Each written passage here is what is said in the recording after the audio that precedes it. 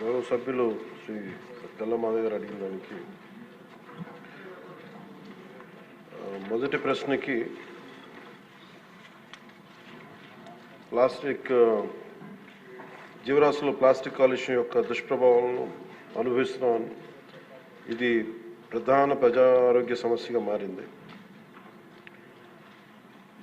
Plastic కాలుష్యం తగ్గించడానికి కానీ దాని సమస్య వివరాలు ఏమిటని చెప్పడానికి BNCకి ఆంధ్రప్రదేశ్ ప్రభుత్వం environment, forest and science and technology department రాష్ట్రం మొత్తం మీద ఒక్కసారి మాత్రమే వినియోగించే ప్లాస్టిక్ వాడకాన్ని నిషేధిస్తూ ఉత్తర్వులు జారీ చేస్తుంది.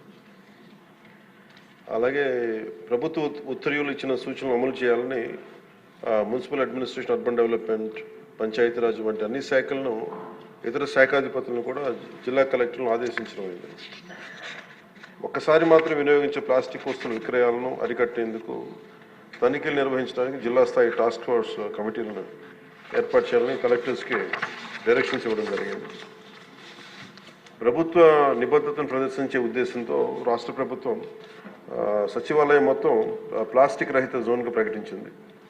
ఈ ప్లాస్టిక్ సీసాలకు బదులుగా గాజు సీసాల్లో తాగునీటిని సరఫరా చేయడానికి ప్రత్యామ్నాయ ఏర్పాట్లు చేయడం.